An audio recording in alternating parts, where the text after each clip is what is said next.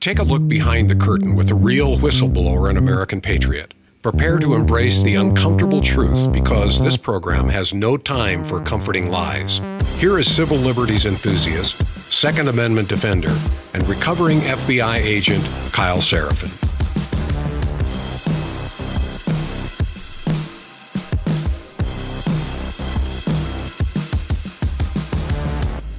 Well, hello, my friends. Welcome to the Kyle Seraphin Show. Today is Friday. That makes it a friendly Friday. All right. And it is August the 22nd, which means my daughter is nearly 2 years old. So that's pretty cool.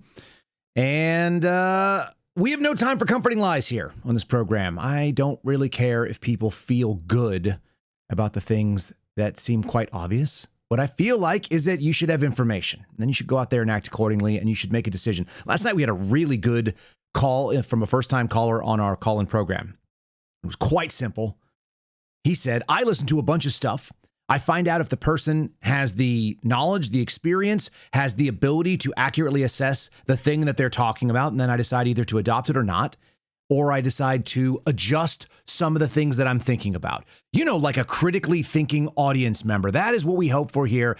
I don't want any blind sycophants. I certainly don't want people who just believe me because I said so. That's a terrible idea. We're going to present to you more information today, including things that should indicate that the current FBI director, what did I name the program? Something about desperate... Was it FBI? Desperate FBI director digs deep into John Bolton's mustache? Yeah, we went into the archives to try to figure out if there was a national security case that could result in a search warrant about someone that makes us feel good because we don't like him. That's a terrible thing. That's exactly what the Biden administration used to do. That's how Roger Stone ended up with a SWAT team and a CNN crew outside of his house. So we just had that happen last night, and people are going to celebrate it. Fantastic. I'm so excited that we have de-weaponized government by someone who's going to do weaponization. We're going to debunk a bunch of stuff. If you guys are here to find out, unfortunately, we're not going to have Steve Friend join us because he was reinstated as a whistleblower. That's what the FBI director said yesterday, except I got Steve Friend on the line. So he's going to be joining us because none of that is true either. Debunking lies left and right. We'll do that. Right now, I want to tell you about my friends at Undertac. I don't know if there's a natural segue there, but every day you wake up, you should be wearing underwear. Reminds me of Latin class. Semper ubi sub ubi. Always wear underwear. It's the first joke you learn in Latin class, folks. Here in Texas, it's hot. It's gross. I'm the kind of guy that, like, I want the right gear on for the right thing. So if you send me a pair of overalls, I put it on when I decide to go kill all the bugs. And one of the key things about wearing overalls in hot, humid, nasty Texas summer is you also want some, like, premium cotton or premium modal comfort sort of undies that are not cotton. The cotton ones will make you absolutely miserable. They'll stick to your leg and be gross. So if you guys want to check out my friends over at Undertac, you can upgrade your underwear and you can use my name plus the number 20. It's Kyle20 will save you 20% site-wide. They've also got attractive looking lady boxer brief things. I don't know what you ladies call those things, but they cover your butt and they don't look like you're shooting a swimsuit ad. Do you know what I'm talking about? They've got a great product. It's very comfortable. I basically put these aside. I'm like one of those guys that, like, I want to plan my week so that my favorite underwear is on the day when I have the worst things going on. And my favorite underwear right now are the Undertac. I very much prefer the ones that they call the infantry. The recon ones are a little bit more like the stuff you wore in the military. If you guys were in that, where you had sort of like a spandexy thing, check them out, put them on. Super comfortable, whether you're going to be hanging out at home and you're going to just be wearing underwear because you're retired and you can get away with that, or maybe you're a podcast host and half your day involves sitting around on the couch and reading garbage, or maybe you're working really hard and you want something like that recon model where you're going to be out there sweating and you need something that's going to dry quickly and keep you comfortable.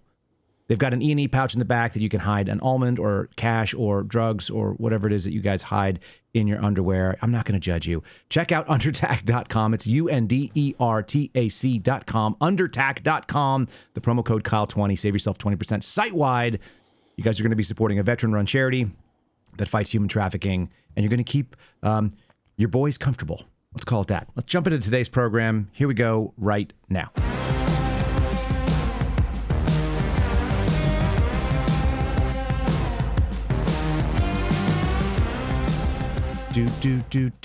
Okay, so I think I've got that guy, Steve Friend, and some of you guys know him, and this is the theme sort of that we have for the American Radicals, and here is American Radical himself, Dun, dun, dun, dun, dun. It's Steve Friend. How you doing, Steve Friend, this morning on a Friday? Oh, face of the franchise here of the Suspendables, present and accounted for. I might not be... What does that mean? What the heck does that mean, dude?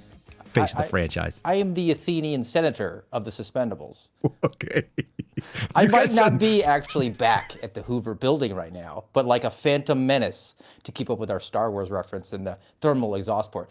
We are, I think both of us, manifesting ourselves back to the director's suite. They're probably hearing our voices reverberate off those four walls that they can hear between the director and the now co-deputy director. When you say you think one guy is listening and the other guy can hear it through the walls, is that probably possible? I mean, we've been reliably informed that if they wash their hands, they can hear it. So it's pretty thin walls at the 7th floor there. Maybe that's why they need to build a new safe building. You know what? We're going to go to the tape because I'm not sure if that's true. I want to audio check that one. I gave up everything for this. I mean, you know, my wife is struggling. I'm not a victim. I'm not Jim Comey. It's fine. I did this, and I'm proud I did it. But if you think we're there for tea and crumpets, well, I mean, Cash is there all day. We share it. Our offices are linked. He turns on the faucet. I hear it. He's there he gets in at like 6 o'clock in the morning. He's not there at 6 o'clock in the morning because he's at the gym in the apartment building. But he knows that he's there at 6 in the morning because someone told him to say that, and then the water turns on so he can hear it. I want to know, do you know very many people that complain about having to do their job all day? Is that normal in your world, Steve? Amongst government workers, probably a little bit more prolific, but I think for the most part, people sort of expect that there's a certain set of hours during the day that they're going to be engaged in that, and they just do that. That's sort of like putting your pants on and being a grown-up. Oh, it's very exciting. Do you know anybody in America that does things just for tea and crumpets? What is that about? I think it's in keeping with the theme of, like, I hate weakness. That's the other point that he loved to make during that. I think it was the exact same interview. He hates weakness. And tea and crumpets is associated with weakness or just being a girl dad. So I'm not sure about drawing that direct line of communication. Yeah. I don't know what crumpets are specifically, but I would have like tea and scones with my little girls, I think. I don't think that would make that wouldn't make me any less of a person. I feel like at this point, you're probably doing the egg witches, so you could be really carnivore on it, right? No carbs? I'm eating carbs. I just stopped worrying about that, Steve. I just try to do a little bit more cardio than otherwise. I'm back to eating all the things that I want to eat. 6 mile a day diet, right? That could be it. Let's start with the very beginning. Usually we put kind of the main piece at the end. I want to do the main piece at the beginning. I want to talk about this desperation move, and I'm going to read some of the stories here because all the mainstream media decided to pick it up, and the FBI director decided to tweet, FBI agents in the field getting the work done. This is where they're getting the work done. For those of you who can see, you're looking at a very nice middle-class house, kind of upper middle-class house in Maryland. This looks like every house that you'll find in the DC metro area that's sort of decent. It's, got the little dormers, which are the fake windows that come out of the roof for some reason, or maybe those are real windows in that little weird house. And here's the story from ABC News. Federal agents are searching John Bolton's home. Sources. Federal agents were seen Friday morning outside of his residence. What were they doing? He's the former Trump national security advisor, John Bolton, famous for having a ridiculously silly mustache and sort of a weird misshapen head. He's kind of got like an upside down triangle where the top of his head is wider than his chin by a lot. And so it doesn't like naturally flow down. And then that mustache sort of sets off and has its own feelings and ideas and loves war. You've also got NBC News reporting it that they raided the former national security advisor's home in Bethesda, Maryland. I'm not a big fan of Bethesda. I'm not a big fan of Maryland just because I don't think it's America, Steve. As part of this is my favorite, national security investigation in search of classified records. When did we hear people upset about that last? That seems to be familiar to me. I think there was some time around the summer of 2022 when we had an unprecedented raid on a former president's house. And what's the difference between a routine search and a raid is whether or not you call cable news ahead of time to alert them, right? Like that's basically where we're at this point. So the picture I've got there, I'm trying to see where it came from. I think it came from No, it didn't come from NBC. It didn't come from ABC. It came from the New York Post, I think. So there, a lot of photographers outside of there. It's easy access to the DC bureau that they have. There's all kinds of, DC-based photographers and so on. Do you know what this case is about? Do you have a grasp on it? The reading that I've done on it, it seems like it's going to be the exact same allegation that was against Donald Trump and Joe Biden and Mike Pence, who self-reported that he was in possession of classified documents and used them to write his memoir where he said mean things about the president. My problem with this is a couple of points. Number one, just like a small point, they're doing this on Friday morning so that they can leave work early on a friendly Friday or a federal Friday. Right? Oh, yeah. They're already at the Cracker Barrel, but the Cracker Barrel they might not recognize because of the redesign that they just did there. I got that coming up. Don't worry about that. We're going to talk about that. Glad. Secondly, John Bolton, you might not like him, but I can't think of anything that he did where he weaponized a system. He just had access to people who were in a position to make decisions to send troops off to die. I mean, that's his perspective. He's a chicken hawk. He's a neocon. He gets lots of war boners. But he didn't take an entire agency and weaponize it like the Stasi. It just seems to me like he's a known quantity. He's a known high-profile person who's an enemy of MAGA, and they're not going to deliver on Comey or Brennan or Obama or Clinton, so they're going to give you this guy on a ticky-tack documents case, and they can say, see, here we finally have a high-profile arrest. We had to wait 6 to 8 months. We just crossed that 6-month threshold this week, August 20th, so right on schedule. No one is above the law. FBI agents on mission, said Kash Patel on X, because that's how people find out what's going on in the FBI that work in the FBI. If there's no tweeting, then how do you know what the leading thinks? The probe, which is said to involve classified documents, was first launched years ago, but the Biden administration decided that it was too political and that it basically didn't have the substance to carry on. That's what the New York Post reported this morning. He hasn't been arrested. He hasn't been charged. It comes after years of investigation, which has something to do with the potential criminality of national security information that was put out in his book. And I suppose that there's not a statute of limitations issue because if he's still in possession of that information, that's not going to be the issue. Right, assuming he is. This says it was related to an investigation that began in 2020. That's the end of Trump's first term, the same year that Donald Trump's Justice Department launched a criminal inquiry into his alleged disclosure of national security secrets in his book, The Room Where It Happened. That investigation came after Trump and co. tried to quash the publication after its inclusion of what they considered to be national security secrets. They claimed that he broke the NDA, which was signed as a condition of his employment, something you and I are both familiar with. We both signed those, and we've signed the read-in and the read-out of it. And Biden's administration thought it was too political. Now, yeah, he's obviously like a Trump antagonist. You could see why Biden might be excited about having that continue on, give him cover. But is this really the bad guy that they're hoping for? Are we going to just see the Q-tard people that just are they just going to be like, yes, this is as the prophecy has stated. The internet god has now delivered us this Bolton mustache. Or are we now grasping deeply because anything? Forget the Friendly Friday thing. Are we at anything to be able to just not talk about the fact that Kash Patel's probably about to get replaced? Well, the co-deputy director was talking recently about how he was shocked to his core to uncover Which things. one is the co-deputy? Hold on. Which one's the co-deputy director? Well, there's only one currently in position there. And I'm struck by the org chart, which I have reviewed, unlike current leadership over at the FBI. So we have one director, 2 deputy directors, and then 1 associate deputy director. So that the tree goes back down to narrow again. It's you didn't do a good job of doing the hedge cutting of that one. All right. Is it fair that you share the same analysis that I do, that there's no chance you bring in somebody to help you with your job because you're doing a great job? No, I think that's spot on with that. And particularly because of the individual that was brought in, him being in those discussions to take the top helm there. That to me speaks very loudly.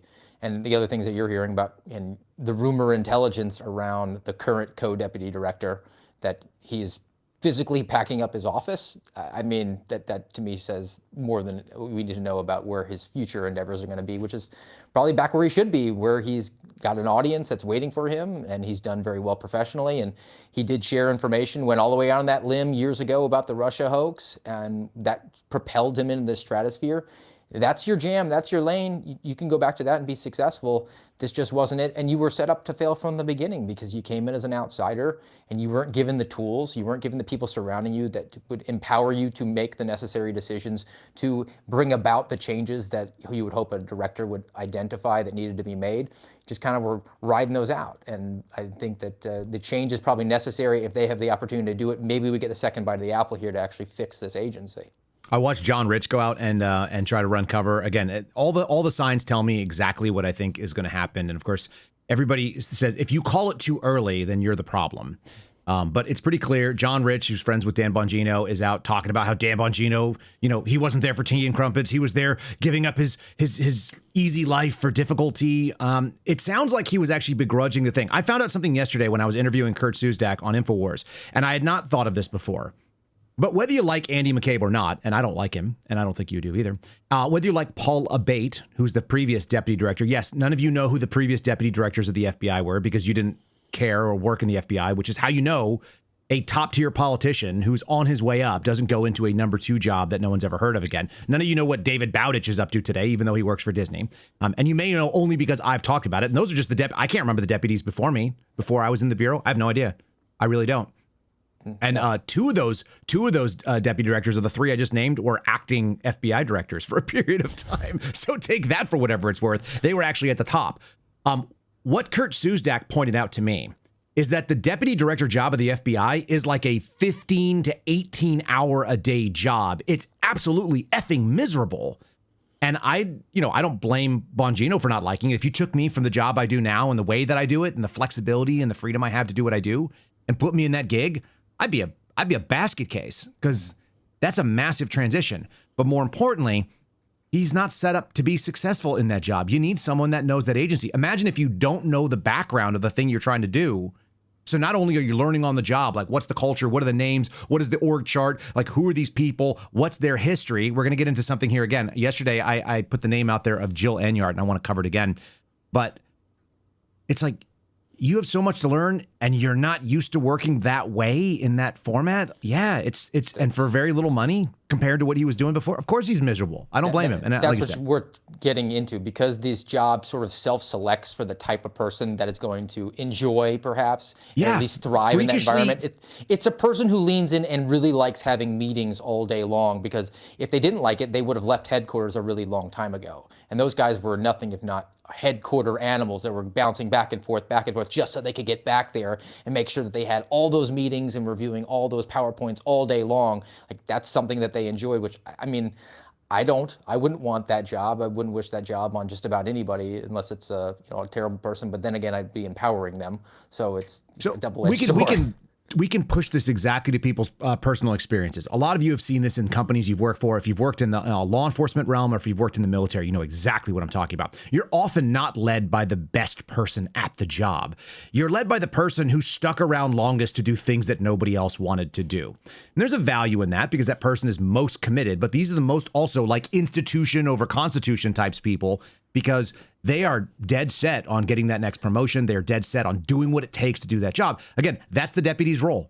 The funniest thing that you mentioned, I just want to put this one more thing in the org chart, doubling up on that position right now, historically speaking, and you and I may have both seen the same org chart, but it used to go FBI director, deputy director. The deputy would run the operational side of the FBI, so all your criminal cases, your national security cases, the one that actually have agents, and then the associate deputy director, which they still have that position, would run the other pieces of it, which are like the administrative ends, the lab division, the intake phone calls, the whatever sort of science and technology branch, like all this other kind of stuff that's sort of like support. So they actually used to have sort of a co-deputy director. The co-deputy director's job is called the associate deputy director. They actually still have it. That's the funniest thing to me about all this. It also self-selects for a left of center political perspective because the people that join the FBI that want to be the cops, that want to lock up bad guys, the law and order types, the gun-toting types, those tend to be the guys that are libertarian, conservative, and they don't want to leave those positions because they signed up to do that job. And they say, hey, who wants to be a manager? And you're like, no, that's not for me.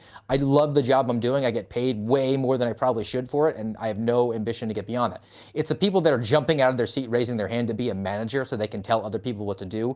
Those are the leftists, and now they've ascended through that ladder all the way up to the top rungs of the pyramid here, and that's why there's this collective mindset. The political shift within the FBI leadership is far left.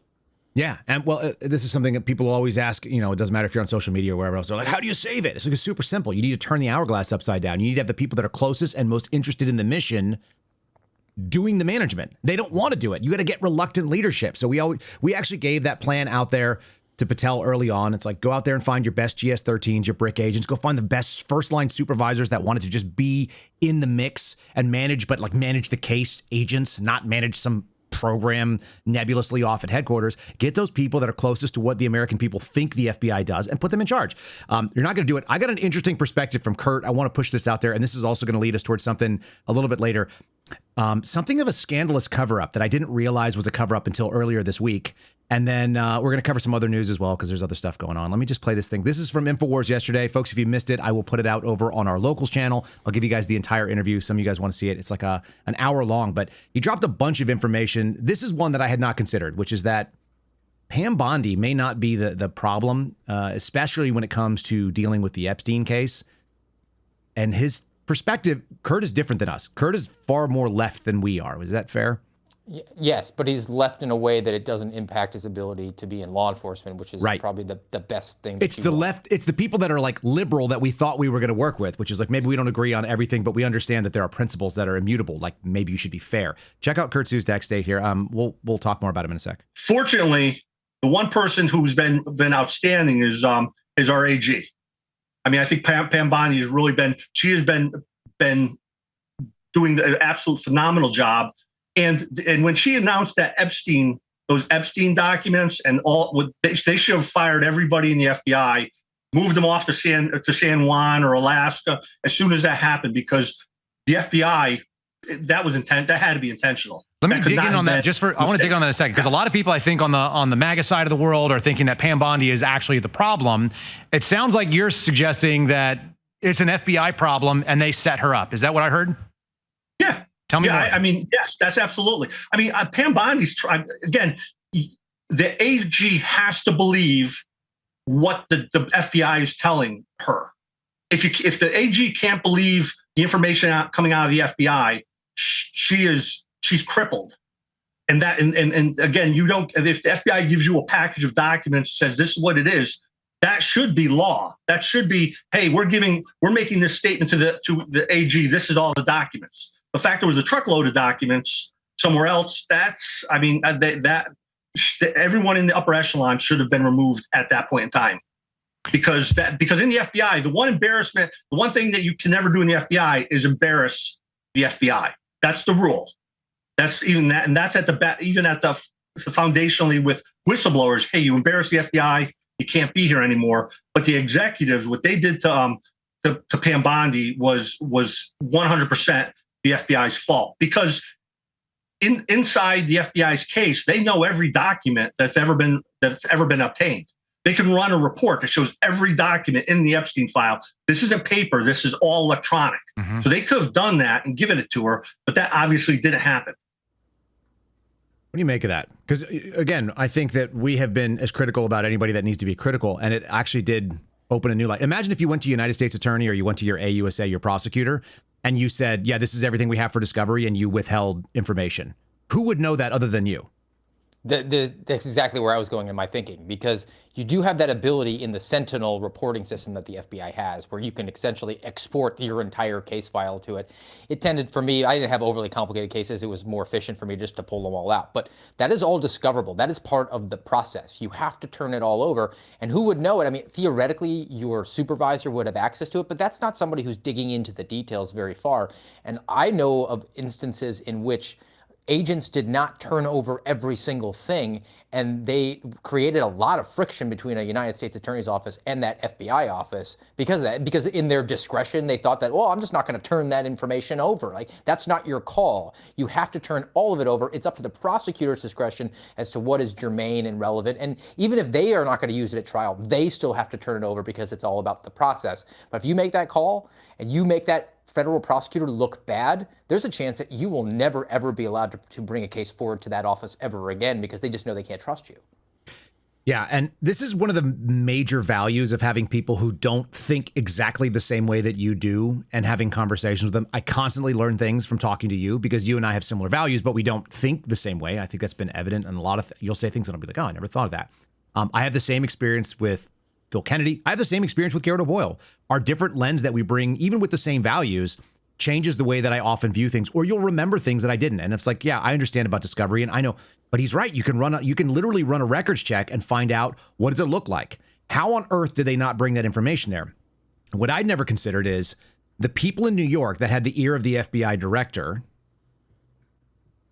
they set up the AG. I kind of knew that she didn't know all that stuff. I mean, that was pretty obvious to us. The question was why? And I actually put the blame on her. But at the end of the day, the people that brought that information over and were responsible for it being correct are the director and the deputy director. Another reason why you need to have someone in the deputy chair that knows the FBI. So if someone says, hey, these are all the files, and you go, great, how many files does Sentinel say we have? And how many did you include? And they go, well, it's we have 75 documents here. It's like, well, what did the report say? It's like, well, this said 1,875. So where's the other 1,800? Like, get back to work. We're not turning that over. They don't even know. If you're in a spot where you don't know how to check the work of your subordinates, you're set up for failure. Again, I had empathy. I have actually more sympathy than most people that there was no way that Bongino was going to be successful unless he called in people that knew better. A Kurt Susdak, some FBI guys who were prior that wanted to see it done right. He didn't have that. So he was at the discretion of what happened in New York. And then I've got a story out of New York that we touched on yesterday on InfoWars as well that I think is truly scandalous. And it should have been the thing that we're talking about instead of talking about Bolton's mustache. Hold on, I have Bolton's mustache here. You want to see it? There's Bolton's mustache. Look at that mustache. It has a clean-shaved Athenian senator. It sort of offends my sensibilities. It's a really not, Steve, I must ask you, would you ever consider to wear, you would look very funny with a mustache, I think. That was the one objection that I got from the home front from my children. They saying, hey, you can never be sheriff because you don't have a mustache. That's actually true. No, that's fairly good. Okay, let's talk about people that also shouldn't be there. You know what? Let's take a quick second and let's talk about the folks. If you're worried about the way the world's going, maybe we'll talk about the folks over at My Patriot Supply. I think that's probably as good as any reason. Let's go ahead and pop that open here. Folks, mypatriotsupply.com/Kyle. It is the tail end of their buy 3, get 1 free. This is a buy 3 months and you'll get the final 4 weeks of emergency food free. It's like a $250 value. It'll feed a grown adult with 2,000 calories a day for a full day times 30. That seems really useful. If you guys are worried about the things that are out there, whether it be power outages like we had yesterday, we had some like light flooding and we had some significant rain. All of those things can leave you in a weird spot. You might want something that's a little bit durable. You might want to have your own insurance policy against flooding or natural disasters. Maybe you're living in the hurricane zones and you want something. The nice thing about the My Patriot Supply stuff is that it comes in these buckets that are easily stackable. They fit in your trunk. They can fit in the bed of your pickup and they're waterproof and they're going to keep it out. And as long as you keep it out of direct sunlight, you can keep it for up to 25 years. Check them out today by going to mypatriotsupply.com/Kyle. They've got a new deal that's going to be coming up shortly on the emergency generator and a backup battery, which you guys will see shortly as well. That's a super cool thing. I kind of wish I have a battery backup. We actually got to test the, I think it's called the Grid Doctor 3300. That's the one I have. It's their top end solar generator. I got to test it yesterday because we had a power outage. We've had a couple power outages in the last few days. All of my equipment continued to run. It immediately went into failover, which means you can actually set it up as a universal or uninterrupted power supply. Very cool stuff from my friends over at My Patriot Supply. There's a link in the show description. Check them out if you guys are looking to make sure that you increase your survivability in a disaster. mypatriotsupply.com/KYLE. Let's say who's not going to survive. Steve, you know who's not going to survive? Probably this guy. This old turd. This is Lloyd Dogget. He was my congressman for a little while. I'm not a big fan. I've been sort of lamenting the K-FOB, WWE, fake wrestling thing that's been going on in Texas and California. We covered it even yesterday about how the state houses, they all ran off so they could break quorum. And now Gavin Newsom was approved so he can go and redistrict and all this other. By the way, there are multiple states that are redistricting or that have gerrymandered areas. And the most gerrymandered districts are in both Republican and Democrat. Everybody does it. So all this has seemed faked, but this is the first time that you got my attention and I'm excited about it. Longtime Texas House Democrat said that he will not seek re-election if redistricting efforts hold. He was born in 1946. He's older than my dad. He has been in office for 30 years. He's been in politics for 52 years, Steve friend. So if the gerontocracy starts getting chiseled away because of these Texas redistricting efforts, it's the only thing that will get me excited about it. But anyway, Lloyd Dogget said that if they pass, he's done. And I thought that was noteworthy today. What say you? I'm here for that, particularly for the guys that are wearing the Ukrainian flag on their lapels. I thought we were look at him. America only. He's a scumbag. Okay, announcement from 78-year-old Lloyd Dogget, who served in Congress since 1995. Before that, he was on the Texas Supreme Court. He was also in the Texas House going back to like 1972 or 1975, 72, I think. New congressional lines that the Republicans are attempting to pass will change the district that he's currently in, which is a safe district, Texas 37, and it will open it up and make it possible that his seat will actually favor Republicans. So he's going to be mad about it. Of course, he represents the southern part of Austin and big chunks of Travis County, which is a reliably blue area currently in a really red area with a red state house. And it's, a guy who's been there since before I was born. I mean, just think about what he's seen in his political life, right? I mean, going back to sure 1972. Like, oh, wow, he's been through all these battles. This guy was around during the Iranian hostage crisis, and he's still calling the shots for the people in your district. Yeah, he's also never in his office when I went to go try to deal with him because I had some veteran issues and absolutely useless because I'm sure as a leftist, this was in 2012. I went out there and we had a discrimination issue with Texas state government and some things that he should have had access to. And his office was utterly useless to me. That was kind of fun. I want to bring up a blast from the past. Speaking of things that we haven't talked about in forever, like the Iran, what was it? The Iran hostage crisis? Is that what you just brought up? 444 days, yes. How about this guy? Do you know who that guy? Can you name that person on the screen there, Steve Friend? It's Abrego Garcia. Right? Abrego Garcia. Did you know that he's back in the news? Oh, the Maryland man. Can't avoid him. Maryland dad, I heard. So I've been watching this for a couple of days. There's been a couple of different news outlets that have popped up over the last few. I think the first one I grabbed was coming from AP, the AP and ABC News. And it was that his lawyers are trying to get the smuggling charges dismissed because going after him represents vindictive prosecution. They filed a motion that said they would like to dismiss the charges on selective or vindictive prosecution of a alleged human smuggler in the United States because of all the things that have gone on. They obviously only went after him because they deported him and then they needed a win. What say you about that stuff? I think John Bolton probably needs to get his attorneys because he's got a stronger case against being vindictively prosecuted. This guy really does. Pulled over by state troopers with like 12 dudes in a vehicle, and it was pretty clear that he was doing trafficking. I mean, everybody does that. That's why you always drive to San Francisco with complete strangers that don't speak English you don't know. Kilmar Abrego Garcia. He could be released from detention and head back to his home in Maryland. God, you got to love CBS News. His home state of Maryland as early as Friday. That's today. He might be released today in the latest moves of the month-long saga that's become a symbol of President Trump's crackdown against undocumented immigrants, a.k.a. illegal alien MS-13 human smugglers. Nothing funnier than CBS running this picture on the lead. That's a picture of him wearing a Bulls hat in Maryland. It's the black Bulls hat with the horns that look exactly like this because that's what MS-13 guys wear. But remember, Maryland dad. A Nashville-based federal magistrate judge ordered Abrego Garcia be released from jail 2 months ago while he awaited his criminal trial to begin in January.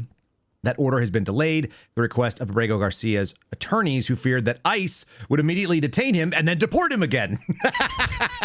So we're living in this clown world. I think I actually have a video of how stupid this is. I found these. I may have to pull it up real quick. I found this video of this dude who decided to just like jump in and help out complete strangers and offer his services as an attorney. It's like. Here, this guy is going to be your lawyer if you want him to. Steve, watch this. We'll turn the volume down, but he's going to go out there. He's going to cross a busy highway, almost get smoked, to talk to people in English who don't speak English. That's a really smart thing. That truck was hauling. Okay. I'm a lawyer. I can talk to them. I'm a lawyer. I can talk to them. That's my favorite thing that I've like. That's why I had to pull this clip down. So this dude crossed the highway, which people who are just listening heard, like a semi goes by. Dude walks up to like 6 immigration enforcement guys with 3 or 4 dudes in handcuffs that are against the guardrail, and they're doing whatever their process is to take him into custody, or they've got him in custody and they're going to take him. This guy decided to just inject himself. This is in Bellefonte, Pennsylvania. All right, we'll roll a little bit more. I'll get your commentary. Just hold your hand up if you want to add something on top of this. Oh, I'm well aware, but I'm their lawyer now, so I'm going to have a conversation. Get back. You're not Stay their back. lawyer. You're not their lawyer. You guys have representation? Stay back. We're not talking. You guys have representation? Do you want a lawyer? Sir, you're in danger standing here in front of I'm not in danger standing in here any more than you are. Do you guys want a lawyer? We're conducting official business here. You're not. I don't care. Do you guys want a lawyer? No? You want a lawyer? You want a lawyer? Okay. You're going to be an immigration lawyer. Help us speak Spanish. What do you think of that? I mean, he had to bust out the contract of retention for him as an attorney there, right, to make sure that they could. But they probably couldn't read it since they don't speak English, and they had no idea what he was offering services-wide. Like, The best is that the immigration guy just goes, dude, if you want to be an immigration lawyer, you should speak Spanish. That's solid. How much you want to bet that guy, well, if he even is an attorney, is not a criminal defense attorney? He's just an activist. I bet he has zero experience with immigration too, but he is a guy who's willing to walk across a highway and say that he is their lawyer because he saw them first. And he knows the law like the back of his hand, where he can just walk up on a criminal scene and start making demands of the officers there. Not like when all the danger is gone and it's somewhere that's a slightly more safe location where we're going to attempt to do any sort of like interrogation there. But he's going to Dude, he held his phone up. He's you ever try to film anything with your phone and you look down and you realize like you're walking on stuff, or you like look down at the stuff you're walking on and you realize that your phone drifted and your kid's no longer in the shot? This guy's got mostly the stuff in the shot. He's walking across a busy highway, and then my favorite is that this lady stepped up because this lady's going to solve the problem. Excuse me, sir. Here we go. Let's finish it up. I mean, I can speak a little Spanish, not enough. Watch your back.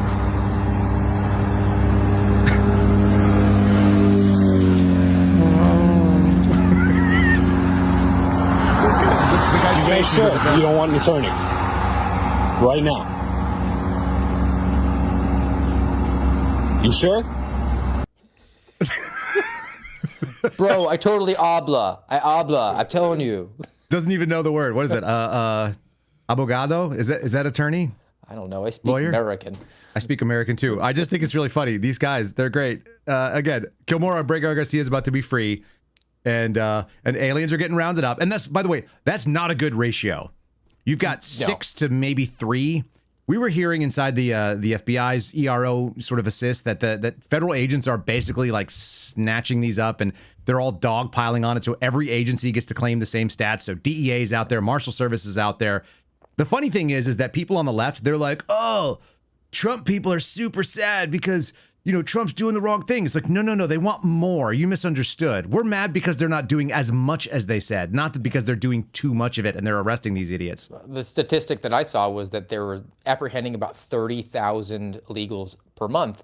And that's an arrest. That's not a deportation. They're saying, well, we're getting backed up because we're only deporting 18,000 of them. So every month, 12,000 of them are not getting deported. So we're running out of space. Well, I go back to the original number. 30,000 per month means about 1,000 a day, which would mean 365,000 a year, which you extrapolate over 4 years, which means we're under 1.5 million arrests, not even deportations. Yes, you got to have to do a lot better to make the voters happy. Again, it's this funny little reason why I feel like this is the only time when it makes perfect sense to continue to push down on the Trump administration in various places. And if we can add any media pressure, if we can add any social media pressure, you ask for what you want, because the other side is like advocating on behalf of this Maryland dad whose home state is Maryland, despite that his home country is not in the United States. He will dig his heel into the ground to defend his homeland of Maryland. It's so silly. I've got a neck-bearded cowboy who likes to make fun of people in Utah and thinks that people in Utah talk like people in Alabama. I'm going to play that in another second here. But I'm going to get your prediction. Is this guy going free today, based on what you know of the case, which is enough? And do you think that ICE swoops him up and sends him out of the country again for round 2? Steve Friend prediction moment. No, here we are in Trump season 5, right? So I'm going to say yes, he gets released, and ICE is there to meet him because we have to have a news cycle that'll drive everything across the weekend into Monday. So yes, that's what I'm going for. Okay, I'll take that. I'm not mad about it. We're going to do a quick video of a dude who is going to tell you that Donald Trump supporters are super sad because they're losing money from the federal government. Remember that the danger is you can agree with what people on the left say, but have completely different motives. I think this guy misses the point. I'm going to see if you come up with the same thing, and we're going to work our way through. There's also a very, very funny story that impugns the character of Donald Trump, which I think is also sort of part of this thing. Leftists said that good moral character is not necessary for illegal aliens. This Republican town is finding out the hard way. St. George, Utah voted overwhelmingly for Trump not once, but twice, likely believing his agenda would bring fewer regulations, less woke spending, and more real infrastructure investment. But instead, their city just lost almost $88 million in federal funding for a critical transportation project, all thanks to a GOP law that Trump proudly signed. The money was supposed to help reconnect neighborhoods divided by the increasingly congested I-15. The highway cuts right through the city, creating daily traffic and safety concerns. But that funding vanished after Republicans targeted a Biden-era grant program, because it included goals like improving equity, walkability, and access in historically underserved areas. Even local Republican officials are calling the loss heartbreaking. The project wasn't about having any type of ideology. It was about fixing roads, building bridges, and improving the daily life of their residents. But of course, in their rush to cancel anything with the word equity in it, Republicans in St. George, Utah ended up cutting infrastructure improvements in their own community. And of course, those Republicans will say, well, we didn't know it'd affect us. We thought it'd affect everybody else. And the craziest part is we tried to warn them, but they're too big of idiots to even understand unless it affects them directly. Can you translate what that Wisco cowboy had to say there? The neck-bearded dude who... So his argument is that you voted against your own best interests, which is what the communists always say, because you opposed infrastructure, investment in infrastructure, which is stealing your money via taxation or just printing more of it or borrowing more money so that they can just build a thing.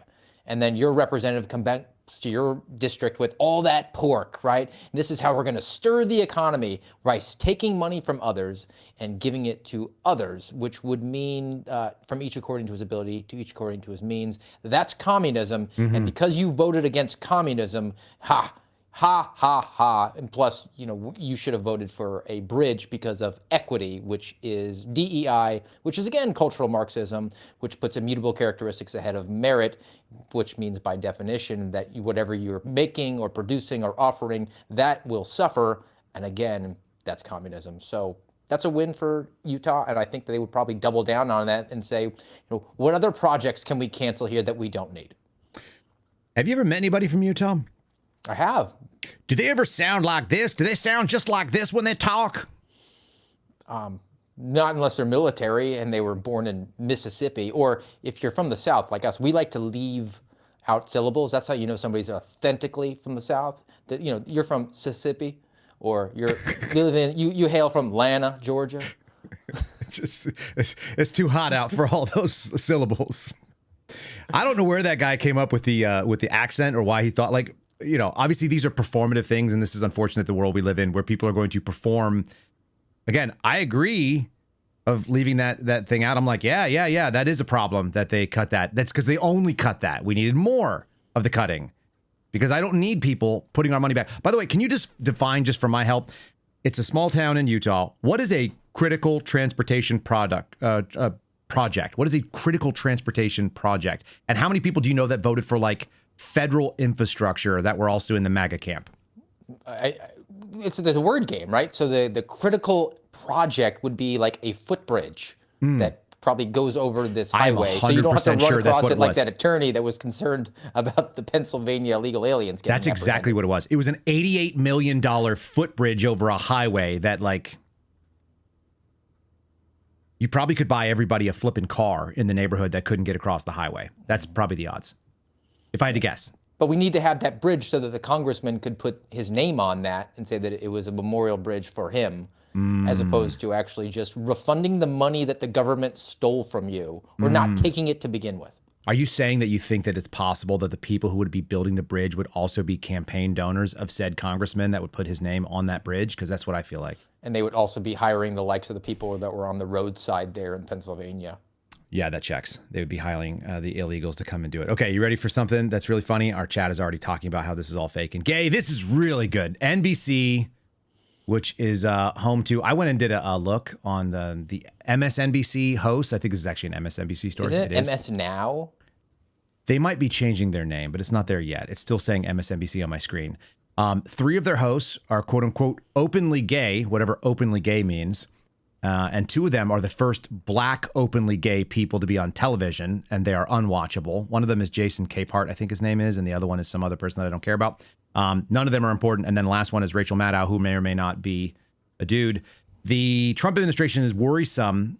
They have a new focus on a group's moral character or good moral character. This is the best little sub-headline here, Steve. Trump couldn't pass any legitimate test of moral character, but we're supposed to accept his administration as the arbiter of who's good enough to become a citizen. I feel like that's kind of what the job of the person who sets up the State Department is. Don't you get to make the policies, including whatever? Like, didn't America put a guy in there, a 3-time divorced guy or whatever, a 2-time divorced guy? And that's why the president doesn't have to get through a background check. You're considered vetted by the American people. Do we have a religious test in this country? Are you allowed to have a religious test for any office? I don't think we're allowed to have that. That being said, unless you're willing to get up there in front of the TV cameras and talk about how, we need to have more women in the workplace, or we need to provide funding to Ukraine, or need to come all across the board energy policy. That sounds kind of like a religious test to me. There actually is the religion, yeah, and I think you're right. It's just you have to worship the godverment. I've taken this on because one of the commenters that I've seen out there has used that term, and I very much like it. Leftists, they have a secular religion. It is without God. The God is government, but calling it a godverment is my favorite now. You have to do that. So you could pledge your loyalty to that. That's how you would sign off on an $88 million footbridge that nobody's going to walk on. You ever just notice how packed the footbridges are around you that are going? As somebody who frequents the footbridges early in the morning, before the sun becomes melting, and notices that it just has early morning fishermen and homeless people, I don't think that it necessitates an $88 million investment. What about investing in a new, less racist Cracker Barrel? I think that might be on par with New Coke or Bud Light putting Dylan Mulvaney on a can, because Cracker Barrel doesn't have a problem. Have you ever tried to get into one on a Saturday morning? Well, they lost $100 million with this brilliant idea. So they do have a problem now. Okay, so this was the current logo. They are now, somebody referred to it as gentrifying the Cracker Barrel, which I think is very, very funny. So that's the logo, and this is the new logo. All right. That is the upgrade. The upgrade is from an old man with a Cracker Barrel and the word Cracker Barrel Old Country Store. That's not going to fly. What we're going to do is we're going to renovate it and make it new tacky. And the actual name of this logo is called the More Like Us Cracker Barrel logo. So I actually pulled the file, and the file is More Like Us is what it's called. And then they've lost $100 million in stock value by adding this new logo, because leftists are really smart and they're the best at business. I'm surprised they haven't done the whole hey, you can't say cracker. That's our word. You can if you have a great relationship with a white person, you can call them your cracker. But if you give that hard R There's on a cracker, hard R, that's our word. All right, so Cracker Barrel shed almost $100 million worth of market value, so none of that's real anyway. That's not going to stop the lines on Sunday morning after church. The new design eliminates a long-standing drawing of an overall-clad man leaning against a barrel in favor of a cleaner logo featuring just the chain's name. They lost 7.2% of their total value, shedding $94 million, so nearly $100 million. The stock dipped to a low yesterday, representing a loss of almost $2 billion in capitalization. And the slide appeared to halt. Wall Street was the one that recommended the logo redesign. And then also, I wonder if they shorted it. They were like, hey, let's hit these dummies. Whose money, whose IRA or 401k is locked up in Cracker Barrel stock? Anybody who's buying the trinkets when they walk in, like those are the people that are heavily invested in Cracker Barrel, or buying the $600 rocking chairs out front. I mean, according to the company's website, Steve, the old man and the barrel in the old logo represent an old country store experience where folks would gather around and share stories. That is not my experience of going to Cracker Barrel. What I experience are sticky floors, mediocre, like ugly plated food, and like bland white dumpling, whatever they are, that my buddy was like, you got to have the dumplings. And I tried them and I was like, I cannot believe that you told me to come here. I went there actually when I was at Quantico with one of my classmates. He was so excited to take me there. He's an Asian guy, actually, of all things. And he was like, yeah, we got to get the dumplings. And I was like, I've never done that. I'm kind of like a pancakes guy, but whatever, I'll try what you just said. And I ate it. And I was so disappointed that he was excited because then I could no longer respect him. He dragged me to a Cracker Barrel to basically lower my opinion of him. Anyway, they're doing it to themselves now. And the patrons, I mean, for the most part, kind of indicate to me that we have a obesity epidemic in the country. Let's be real clear about one thing, too. I cannot fathom why there's a Cracker Barrel in America when there's an option to go to a Waffle House in almost everywhere that there's a Cracker Barrel. There's a Cracker Barrel at just about every single exit on a major interstate in this country. It is a prolific franchise. Well, there's a Waffle House at every single stop sign in parts of Mississippi, and I think that is vastly superior. I'm just really disappointed. But drunken fights. Let's go. We're between staff and patrons. Yeah, it's the best. All right, we're an old timey Cracker Barrel logo. I want to know exactly what I'm getting into there. I want to know about. Apparently, that guy's name is known as Uncle Herschel, and his logo will still remain in front and center on the restaurant's branding and on the menu, but they're going to change the look. They tried to make it look like more farmhouse chic or something. There's just nothing about the food that says that to me. Somewhere Aunt Jemima is weeping. Somewhere somebody spent more money on something that's not going to move the needle and apparently made their stock value tank. So there's that. I want to give you one more kind of silly thing out there because I think it's really fun. And also, anytime we get a chance to talk about your favorite boomer thirst trap in the Trump administration, we should do that. So here's your girl. You want to read that headline? Judge rules alligator Alcatraz can stay open for now, but no further detainees or construction are allowed. I think there's been an update to this. Is there? Okay. Within 60 days, the facility must remove all generators, gas, sewage, and other waste and waste receptacles, which calls into question how the hell it would operate. You got Ron DeSantis. Ron DeSantis is kind of is it always that he's an awkward stander, or is he just an awkward stander in this picture? You know, he's an athlete. I mean, I know he was like a college baseball player, so I think it might just be the footwear. I think he wears those boots, which might not to give him a couple extra inches. He does look like he's leaning forward a little bit awkwardly, doesn't he? Yeah. I don't have a default anything against Ron DeSantis. I saw this picture and it made me laugh. You've got Kristi Noem with bare shoulders, wearing like a tank top and yoga pants that are grabbing her butt, and that's she got the white MAGA hat going too. She does. And then you got Trump just chilling. Trump always just feels like you just dropped him in there and he's just like sort of observing the world and it's happening around him. And then whenever they ask him, then he engages and he just does whatever Trump does. So, he actually is the most natural looking kind of standing there guy whenever. I feel like he's got just like the Hulk Hogan "I Am a Real American" song going in his head while people just drone on around him. He's waiting for, hey, sir, we need a decision. All right, I'm on it. Yeah, I could actually see that. I could see him just sitting there listening, and in the background of his head, he's like, "I am a real American," and everyone else is talking about like, this chain link seems like it's probably a little bit much. What are we gonna do when all the sewage and the generators are out? And they're like, "Sir," and he was like, "Yeah, we're gonna authorize it. We're just gonna do it. We don't care what the federal judge says." A federal judge in Miami ruled that the alligator Alcatraz, a contested immigration. Again, this goes back to this thing. It's like who's sad about this? Why are we shutting down something that's detaining people to get them out?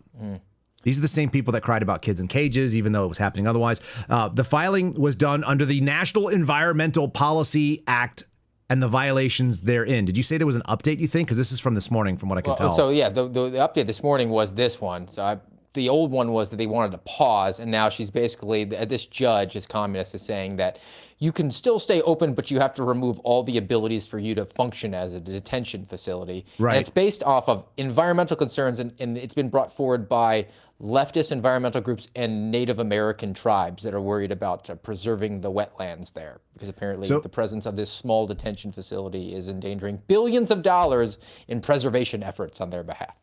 And what is being preserved? Maybe a wetlands that are full of boa constrictors that people let out there? Smelt. Pythons? This is just proof that the left always uses whatever it can because it's outcome driven. They don't care about the environment. They don't care about the wetlands in Florida. Are you kidding me? Like, that's Vietnam to them. They don't want It's the same thing. Like, none of these people care about moral character. They just care about Donald Trump. Like, at the end of the day, Donald Trump lives more like what leftists say than what actual leftists often do. I looked at the people and I'm like, who's someone that I really don't like over at MSNBC? How about Joy Reid? Joy Reid's been married for like 20-something years. She's got 3 kids, same husband. She lives more conservatively when it comes to like her social history than Donald Trump, who's been married 3 times, has kids from the different marriages and so on. And yet they're going to call out good moral character, not because they believe that Donald Trump's a bad guy or that they have a problem with divorce or anything else like that. They just, they just don't like Donald Trump. So whatever's going to get the outcome. That's exactly it. We're going to go and use this wetlands protection that has something to do because it'll get us our illegal immigration move. That's why they're progressives, and that's why they win stuff too. This is the phenomenon. They don't want you do as I say, not as I do.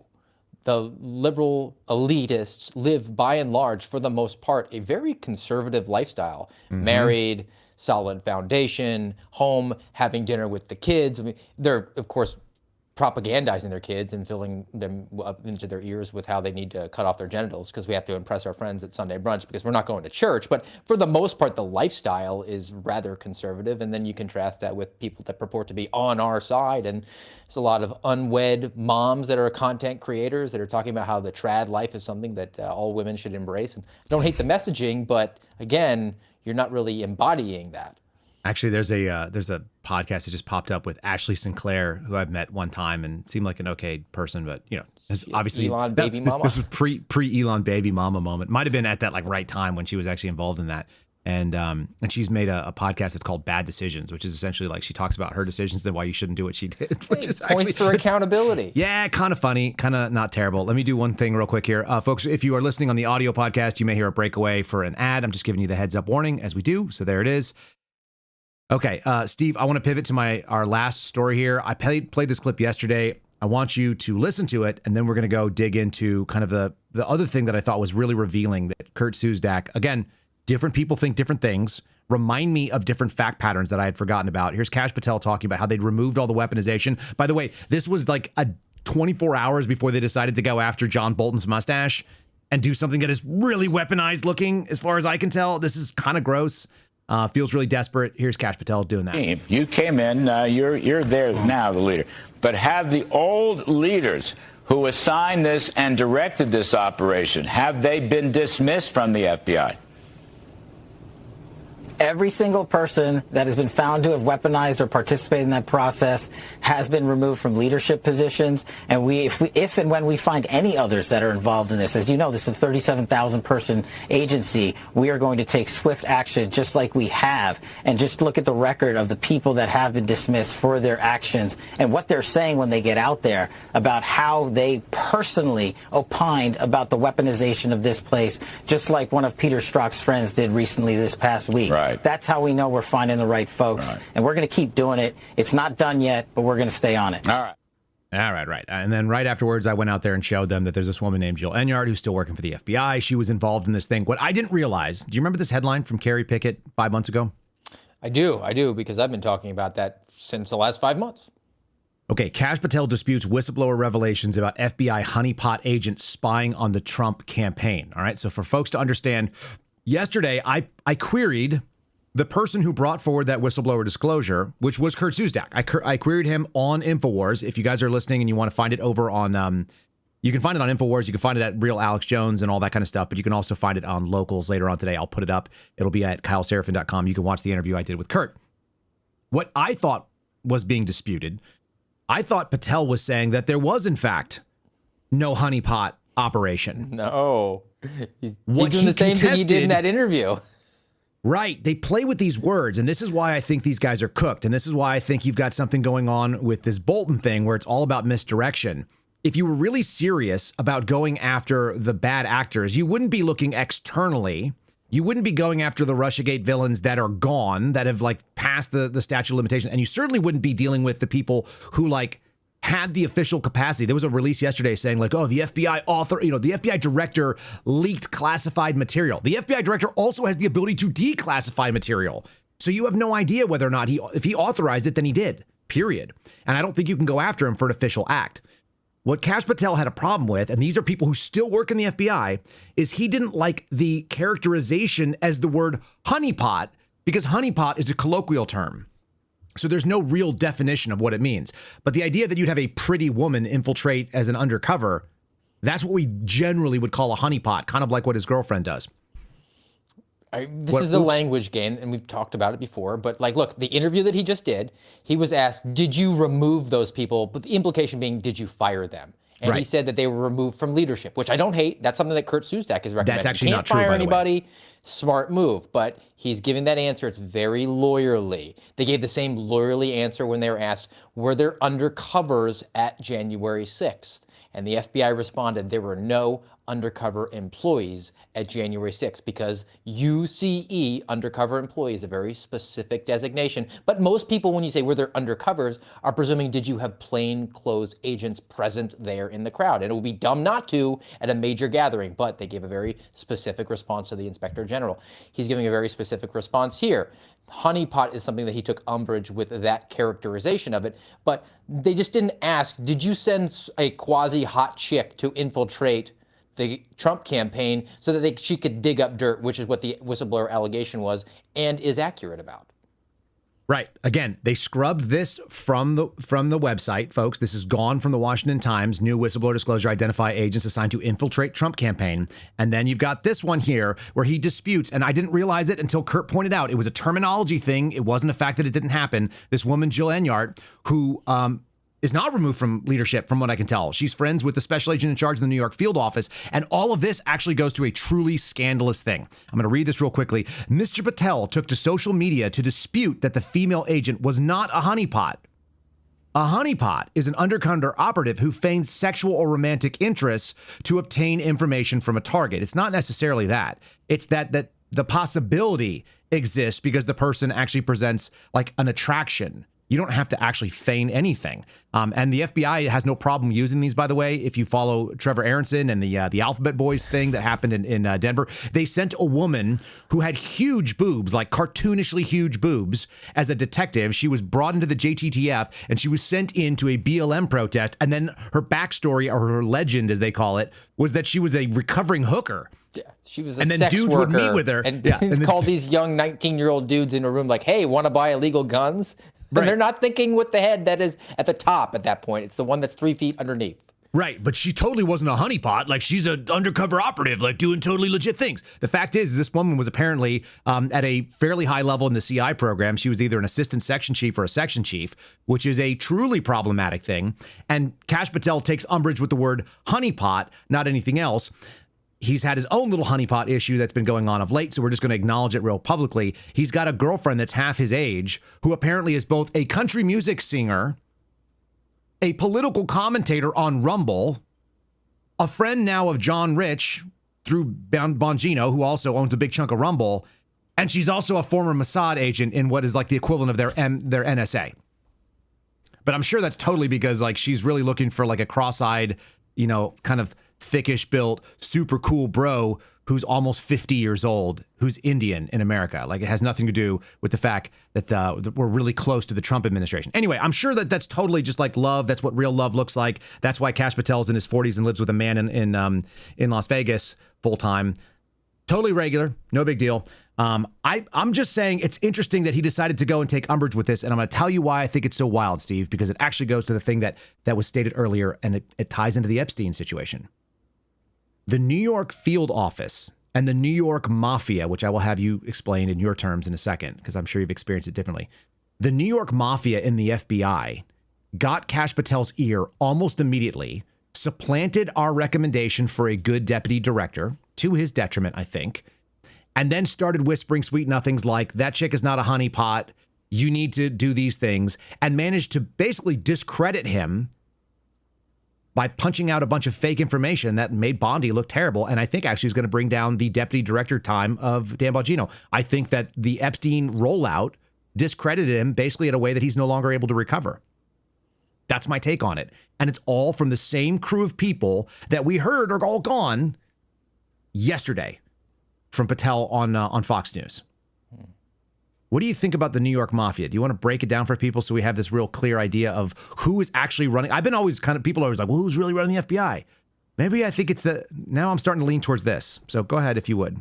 There's different factions, I guess you could characterize them in within the FBI, and you always kind of hear the rumbling. The New York Mafia is one. I've heard the Mormon Mafia being another one. Oh, yeah. The HRT Mafia. And it's basically people who are on a certain career track. They have the same sort of, they're swimming in the same pool with the same characters as they're all progressing in their careers. They all kind of take care of each other. They pull themselves along the lines as you're gaining in your career and you're trying to progress and climb the next ladder, it behooves you to have what's called a rabbi, right? Somebody who is at the next level up that pulls you along. You kind of are able to provide the ability for them to brag about what you're doing, and they're able to like watch out for you and mentor you, for lack of a better term, to bring you along in your career. One step, next step, next step. And these different factions are represented within the FBI, and they're kind of vying for control because the New York people are not really playing with the HRT people, who might not be playing with the Mormon people. They're all vying to get to those very top spots, and there's a limited number of seats at that table when you get to the very tippy top of the pyramid of the structure. So they are rivals. Isn't it funny that people have previous to quote unquote our team getting involved, they referred to the FBI and the way that it's structured and the way that it actually operates internally and externally like organized crime? That or religious organizations, the College of Cardinals around James Comey, the rabbis, the Mormon Mafia. It's really strange because all of these things are perfect analogies. So they overlay almost perfectly on there, but it also involves a faith in a thing called the FBI. Yesterday, we got told by I guess it was a couple weeks ago, Jimmy Gaggs, who's a retired, sort of sainted FBI guy. He was at various different news organizations, and he was talking on these different cable outlets, including Fox. And he's a former HRT guy, and he's thought of well, and has gone reasonable. But he's also not reasonable of late when I see it. And he was like, I would much rather have the respect of my former colleagues than anything else. And it's like, no, your former colleagues are dirtbags, man. A lot of these people are pieces of shit, and they have done really, really awful things. Like somebody agreed to go out there and go after John Bolton after it was already deemed too political. And maybe it's a lawful order, and maybe you got a search warrant, but so was the one at Mar-a-Lago, which now Kash Patel has claimed there was no predicate for. It's like, dude, one way or another, it was a lawful search. It was a terrible decision. It was a completely destructive thing to our country to go out and execute it. But no one is saying you didn't have the vestiges of legitimacy because a court did sign off on it, even if that court guy is, Bruce Reinhardt and he's compromised. He still signed it. And so under our system, it's still a legal warrant, just like going after Bolton. Just terrible. The court might have signed off on a warrant after an agent didn't provide all the necessary documents to the federal prosecutor at that point. So the due process was denied to that person. And as a personal aside, I don't really care if Andy McCabe or Peter Strzok or Lisa Page respect me, and they are my former colleagues. That's right. Yeah, I could care less. It's kind of wild that all of this stuff keeps coming down, that these people, they basically cite that the institution is the goal. And since people were wondering why the hell you're here, I just want to read this tweet also, because apparently Kash Patel legislates and runs the FBI via tweet. He defends honeypots who were clearly operating in honeypot capacities. He also makes agreements with people, and so people are very, very curious. I think they may tune in just for this. Breaking, this came out yesterday. Breaking exclusive. I want to do the Alex Jones piece there. You do it well. Breaking exclusive, yeah. Our agreements have been reached with 10 FBI whistleblowers and their counsels to include a combination of back pay, security clearances, and reinstatement. We greatly appreciate real Donald Trump and his commitment to transparency and accountability. Thank you to Chuck Grassley for working with us to make this happen. Steve, I have this strange instinct that Kash Patel found out that he's not going to be the FBI director, maybe starting in January or something like that, whenever the turnover happens, and that Andrew Bailey's going to be taking over, that he might have learned it by accidentally listening to the Kyle Seraphin show, and then maybe later on Alex Jones. What do you got with that? How's that make? I think you have a track record of I guess, projecting, or as you characterize, speculating about things, but speculating, you just happen to be it right turns out to be true. Too soon. That's right. And at this point, I think you've called enough things correctly that you might actually hold the power to speak things into existence. But you did present a very logical, well thought out prognostication, and it remains to be seen if that does happen. But I think that the pieces are all moving in that direction, and we've been reliably informed that yes, that there are people within the director's suite, within the 7th floor of the FBI, that are paying attention to what the Kyle Seraphin show is putting out there on not just the podcast, but on your social media account, which is a weird position to be in the multiverse that where we find ourselves now, where you're sitting there in a non-restrictive waistband, and not a blazer, I might add. It doesn't seem to have quite the authority that you have on InfoWars. But yeah, still, I bring the authority for pushing InfoWars. Policy at the premier law enforcement agency is a thing that you're doing, I guess. Let's just ask the question, because 10 FBI whistleblowers have been, a deal has been reached. So tell us about your deal, Steve. I'm going to give you the whole camera. Tell me about what your deal looks like and how excited you are about whatever it is that you got. I'm holding the deal here in my hands. Hold them up. People get excited about your hands, so that's pretty cool too. They do exist, but they are not holding a deal. I know that Garrett and I were doing the American Radicals podcast yesterday when this tweet started to circulate. Hold on. What are you? This one? I love that music. It's really good. Yeah. All right, go ahead. I got your music. I got your theme musics, Steve. That's what I want to bring for you. Okay. You're doing the American Radicals, and you guys were going over your deal out loud? No, I'm completely not tracking on this one at all. And I got lots of questions from media about it, and I said, this is news to me. It was news to the attorneys. It was news to the Department of Justice. It was news to Senator Grassley's office. But, I mean, look, the FBI director is within his executive authority to do it, but we don't know who the 10 are. And neither do any of the whistleblower attorneys out there, because there are no deals. So here's what happened. I'm going to tell people in no uncertain terms. I'll put it back up on the screen. Kash Patel, I believe, this is, okay, full speculation time. Welcome to the program. If you guys are new here, this is where I just tell you what I think is going on. And the only facts that I have are what we've been observing and what's been going out there for the last little bit. I think that it's pretty clear that Andrew Bailey will become the FBI director inside of maybe the next 6 months, maybe the next 8 months, something like that. At some reasonable amount of time, they will remove Kash Patel. I think it's very clear to me that Dan Bongino is already done. That's why John Rich is out there defending him and trying to make sure that his audience stays intact. That's why people have been out there the whole time for the last few months trying to defend him after the Epstein debacle. I think he's freaking miserable. I think that... I gave up everything for this. Okay, he gave up everything for it. He's been making a martyr of himself. What I've found that people who are in the hero business just go do hero stuff. People who are in the complaining about how tough their life is are in the image business. And Dan Bongino is in the image business right now. He's trying to regain it. So whatever, that's all going on. I think Dan's gone. I think Kash is gone soon enough. I called that out a couple of days ago, and I think Kash shit the bed. I think he freaked the hell out and realized that his tenure and his smiling celebration of Andrew Bailey becoming the co-deputy director was actually him smiling and like congratulating his own replacement, whether he realized it or not. And I think he's got enough hubris and he's got enough cool jets and like cool guy clothes that he doesn't even realize that he was getting booted out and he actually like hand shook his own replacement. That's Kyle's take. After that, you guys got some acknowledgement from DOJ saying that there was going to be a deal offered, and the deal is what we've referred to as the Marcus deal, which is that Marcus Allen, you get your back pay, you get a security clearance, but piss off and you can't work here anymore. And that's actually not necessarily disagreeable. I personally don't want you guys to go back to the FBI because I hate the FBI. Then I think Patel saw InfoWars, heard about what Kyle Seraphin is saying about it, realized the unbelievably clear logic that the top-tier talent out of Missouri is not coming in to become the number 2 when Kash Patel's own PR people were calling us before he was nominated and saying, you know, Andrew Bailey is the stiffest competition to Kash Patel being FBI director. You got those calls, right? Mm-hmm.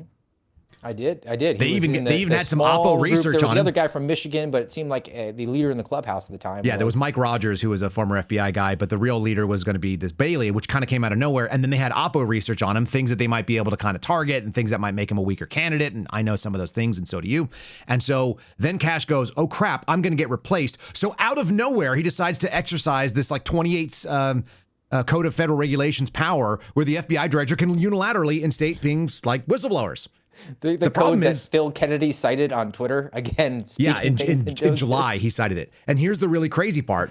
Cash decided to announce the win, which, by the way, is 100% in line with how his PR team works and how Erica Knight, who's his PR lady, works. When she asked me, oh, what do we do about this Epstein thing? I was like, you should create a task force. You should put all the people, sequester them, put them in Pocatello, Idaho. I don't give a shit. Like, put them in Wyoming, let them do work, exempt them from Virtual Academy, put them 100% on that, show them you're serious, whatever. And then you guys can say, hey, we have a task force working on it, and they'll do what they get.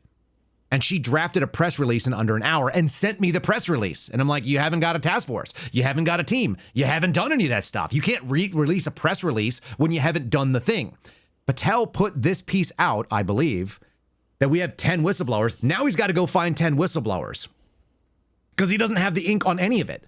And when everybody wants to know, well, which whistleblowers does it include? Nobody serious thinks that it doesn't include Garrett Boyle and Steve Friend.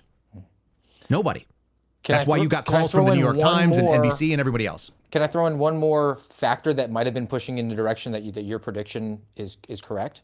Yeah. And that is the Donald Trump Jr. clip, which we keep recirculating, where he acknowledged like 6 or 7 months ago, like in real time, the whistleblowers are getting reinstated.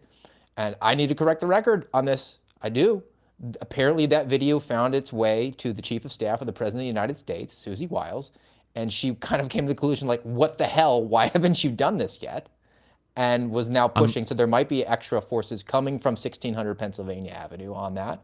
And happy to see it. And if nothing else, if this is completely correct or incorrect, it doesn't matter to me. If the current FBI director uses his executive authority to reinstate a Garrett O'Boyle, then I'm in favor of it. I need to find this clip, Steve Friend. I have it hidden somewhere. It might be in...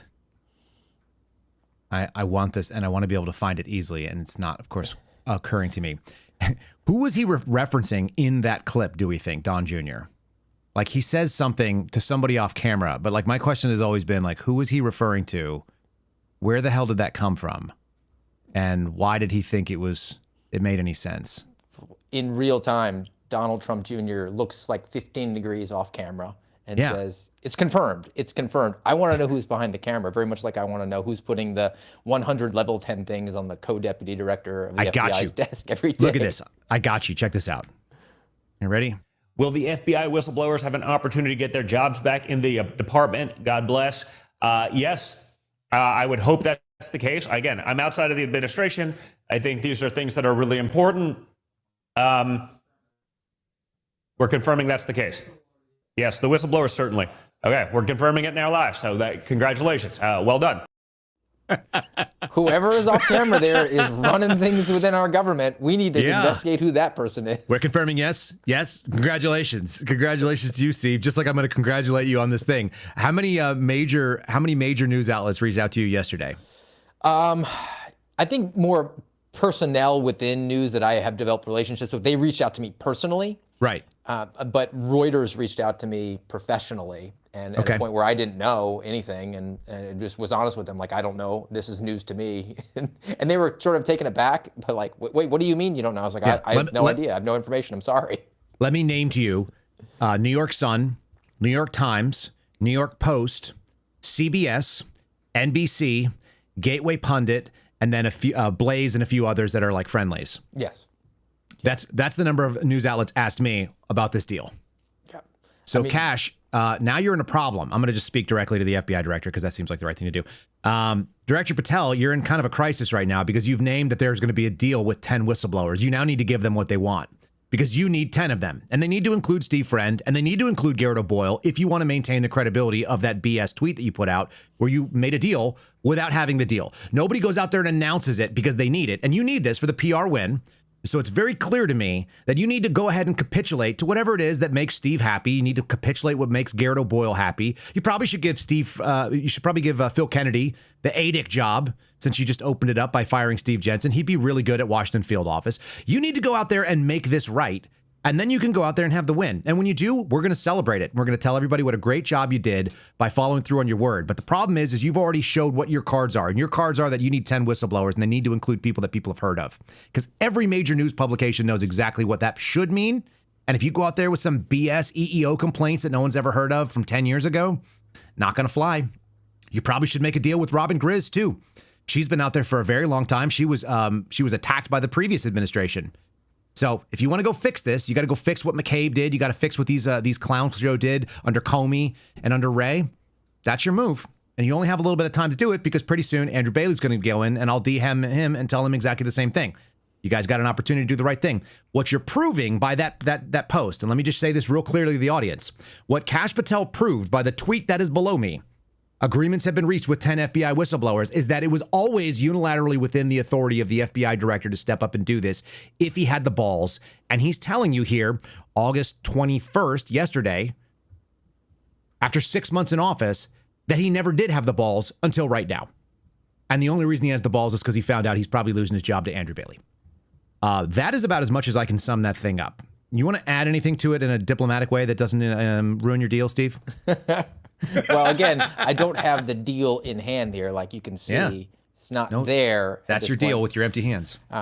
I think you've made a strong case for the Andrew Bailey ascension. You've made a strong case. Again, I'll go back to the executive authority that the director and the co-deputy director of the FBI have had at their fingertips for all this time. And the guys came from the outside, and this was the risk we took. I mean, an outside person for director, I think, makes sense traditionally. Being outside the box and bringing in an outsider for the co-deputy director was sort of an atypical route to go. And there was the danger here. They didn't know the mechanisms. They didn't know the authority. And as a result of that, the people that were there sort of bubble wrapped them and distracted them from exercising that authority. And this was in regard to reinstating whistleblowers. It's in regard to doing away with things like the intelligence collection program and the integrated program management quota system, all the things that we've tried to identify over the last couple of years.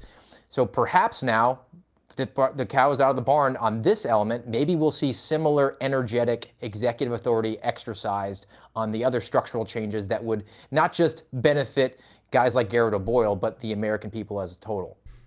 Yeah, having decent people in there and showing that doing the right thing doesn't result in your entire life being destroyed. By the way, I'm going to add another person to that list too. So Director Patel, you also need to fix the situation with Zach Stoffstall. You need to put Zach back in. He made a constitutional, non-political decision to back up the Bill of Rights. And if the FBI is not going to back up employees, especially supervisors who step up in the gap, you're screwed up. And you're probably going to have to go back and hire all those 5 guys whose scalps I took last week, especially Brian Driscoll, because he also did what FBI people are supposed to do, which is say when it's not legal for you to fire people, you can't fire people. This sort of significant stupidity, which was pressured because you listened to the wrong people and then you got pushed into a corner by the people who have always tried to do the one thing. All I want to do is see accountability. I want to see bad people not in power in the FBI. I don't care if they get a paycheck from the FBI, and neither do you. And neither do the American people at the end of the day. But you shouldn't have Vanessa Tibbetts, who's in New York. You shouldn't have Jill Enyart, who was part of the honeypot operation. They should not be in management positions. You shouldn't have Brian Hefner, who we talked about yesterday. You shouldn't go from being in charge of NTALK, hiding the CHSs that were all involved in the J6 cases, and then go be the assistant section chief in charge of the protective details for Pam Bondi and Dan Bongino and Kash Patel. You shouldn't be able to profit from doing evil things or from operating outside of the scope of what Americans expect this agency to do. So there it is. Accountability means people who did bad things don't get rewarded. It's super simple. Stop listening to New York. Do what you can in the time that you have left. And I'm happy to share the same things with Andrew Bailey. And by the way, Bailey should pick Kurt Susdak to help him be a deputy. So at least he has some damn institutional knowledge of what goes on. So he has a better chance of being successful. That's Serafin's rant of the day. How do you feel about all that, Steve? I vow that. I mean, and look, if you do the right things here, you might actually get to keep your job. If in fact the plan is that Andrew Bailey is going to ascend to become the director. I mean, it hasn't happened yet. You can always make the necessary tweaks and adjustments that we've been arguing for that will not just make 10 whistleblowers whole, but if you stop the secret police that the people saw over the last, particularly during the Biden administration, when we saw the FBI going after people for very obviously First Amendment protected activity because it was politically inconvenient for them, and characterizing them as terrorists because they were small government people. If you actually course correct on that and you exercise the authority that you do have, do a full audit of all counterterrorism cases for the FBI. As long as we're going to talk about transparency, how about all the open counterterrorism cases that we have right now and expose how there are people currently who are being groomed or being targeted for an entrapment, and then hold the people that did that accountable. Like, those are the sorts of changes that I've been arguing for, you've been arguing for, Garrett's been arguing for, Phil, George Hill, all of us. If you do that, well, hey, now we got an energetic director of the FBI, and he might be worthy of keeping that post for the next 9 years. We shall see. We shall indeed. And I'm going to have Bill Taylor join me for the next Sunday sit down, not this weekend, but for next weekend. We actually just set up the interview this week, and we're going to do a talk about exactly the things. Guy I've never met before, guy I've never spoken to before. And then I go out there and listen to his story on a podcast, and it's the same allegations that you and I have both made in different ways. Things about weaponization of the process, about juking the stats, about abusing the counterterrorism program to go after people simply because it pays better for the budget. All these things are problematic. We can't have it in a weaponized government, and it can't be the MAGA weaponization version, because it's just going to turn over that weapon at some point in time, whenever that is. It's going to be pointed right back at us. Steve Friend, what do you got coming up on the American Radicals podcast for the weekend? Should I put the music in the background while you're talking? As always, it's great music. So we'll join us tomorrow on rumble.com/amradpod, 10:30 Eastern time. We're doing our traditional Saturday grab bag. We're talking about some stuff like how there's 50 different side effects of common medications out there, so perhaps you shouldn't be like injecting things into your arm. Also how the World Economic Forum has new leadership, and shocker, it's another globalist. And we've got radioactive food getting recalled at Walmart, so just situational awareness. So guys, appreciate it as always. Have a great weekend. We'll see you back for next Friendly Friday. Yeah, don't eat those irradiated shrimp. Thanks, Steve, for joining me today. I appreciate you. You're a good man. And I look forward to hearing what that deal is when the director calls you up later today. Bye-bye. There's his hands. People, they love it. If you guys don't know, there was a rumor that Steve Friend had no hands. If you're new to the program, he does clearly have hands. They're just not on camera. I don't know why that is either, and neither do you. It's just the way that it works. Folks, we appreciate you watching, and I appreciate you either subscribing, notifying yourself, liking these videos when you're out there. If you're listening and you want to do a comment, I have found, even though I never used Spotify prior to hosting with them, they do have a really, really clean app. You can find us on Spotify at KyleSerafinshow.com. It'll take you right there. You don't even have to download it. You can do the audio and the video, and you can leave a comment as we go, so check them out. Otherwise, follow us on Rumble, follow us on YouTube, follow us on X. You subscribe over on Locals if you want to financially support what we're up to here, and we definitely appreciate all of you. I hope you have a fantastic weekend. I feel like I owe you guys a palate cleanse because that was a little bit intense. Let's see what we got for a palate cleanse. You guys know this guy, Andrew Schultz. He's got some interesting ideas about illegal aliens and so on. Let's play that. Let's go that on the way out the door, and something about the Egyptians. I'm learning about Egypt. A bunch of fucking liars in Egypt. I just want to point that out. Liars. All of them fucking liars. I'm supposed to believe 4,000 years ago, you guys built the pyramids, right? And then for the next 4,000 years, you built jack shit. Not happening. Not happening. You built the greatest thing ever created by human beings 4,000 years ago. And then for the next 4,000 years, the best thing that you can create is cotton sheets. Fuck you, Egypt. I'm not a stupid person. I'm not going to believe some bullshit lie like that, okay? I do some more research. Turns out they didn't even build their own pyramids. Do you know who they say built the pyramids? Who do they say? They say that the Jews built the pyramids. Look, I think they got the contract. I don't know if they put all the blocks on top of each other, you know. I think they hired some Mexicans. You're Mexican. Yeah, you guys probably did it, you know. That's for real. That's why people are always like, the aliens built the pyramids. It's like, yes, illegal aliens built the pyramids. It's the wrong aliens, you know? You want to know some fucked up shit, though? Are there pyramids in Mexico? Yeah. Beautiful pyramids, right? Gorgeous pyramids in Mexico. Nobody questions who built those. There is no hour-long History Channel special. Who built the pyramids in Mexico? Mexicans, motherfucker, that's who built it. There was a quinceañera, they needed a tent, you know, they had that shit up by Saturday. Speaking of, it's almost Saturday. If you guys don't know who that comedian is, his name is Andrew Schultz. He might be the most talented stand-up in America right now. He's absolutely hysterical. He's fantastic. If you guys are not following him, you should. If you see one of his shows come by your way and you don't have like little kids like I do, and you have a chance to go out and watch him, I would 100% recommend it. His shows look like an absolute hysterical riot.